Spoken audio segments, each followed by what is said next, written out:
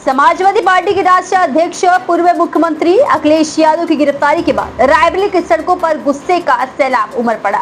सुबह से ही सपा कार्यालय से लेकर कलेक्टर तक समाजवादियों का लावा फट गया।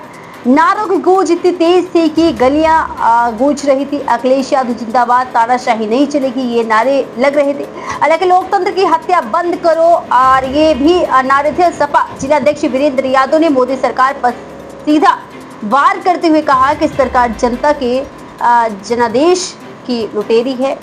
चुनाव में हारे नहीं, वोट चोरी हुई। अखिलेश यादव ने सच बोलने की हिम्मत दिखाई। मोदी अमित शाह की तानाशाही, उन्हें गिरफ्तार कर दिया।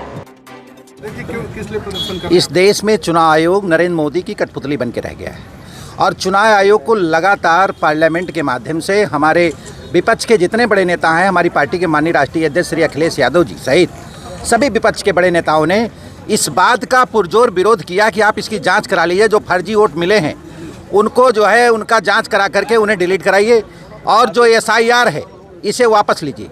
लेकिन भारतीय जनता पार्टी की सह पर चुनाव आयोग सुनने को तैयार नहीं और चुनाव आयोग की टिप्पणियां कम आ रही हैं। देश के गृह मंत्री अमित शाह सहित भारतीय जनता पार्टी के बड़े नेताओं की टिप्पणियां अधिक आ रही हैं कि चुनाव आयोग सही है। चुनाव आयोग को क्लीन चिट देने वाले देश के गृह मंत्री और देश की सरकार कौन होती है?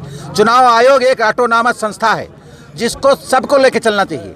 आज जो बेंगलोर, जो कर्नाटक में जांच हुई है, कांग्रेस के नेता श्री राहुल गांधी ने जो बयान दिया है उस बयान में तथ्य नहीं, वो सत्य बयान है कि एक असेंबली में 70 से 80 हज़ार वोट कटवाने का काम भारतीय जनता पार्टी के इशारे पर चुनाव आयोग ने किया है।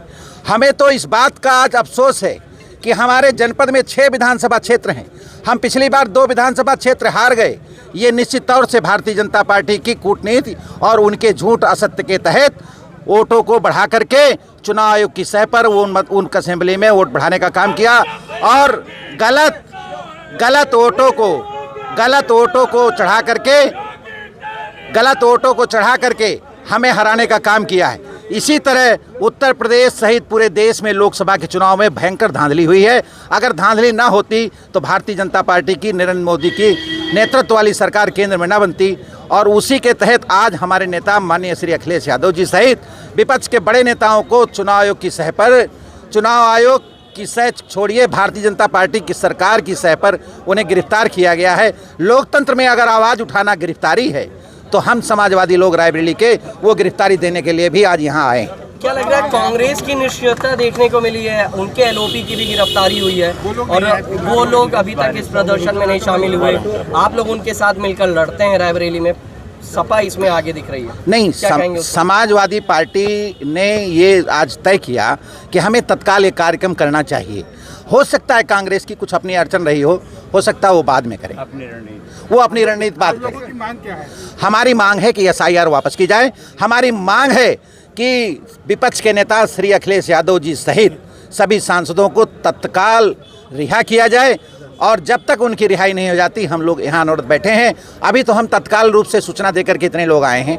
हमारी सूचना है लोग अभी पहुँचना शुरू होंगे, कलेक्ट्रेट में जगह नहीं बचेगी।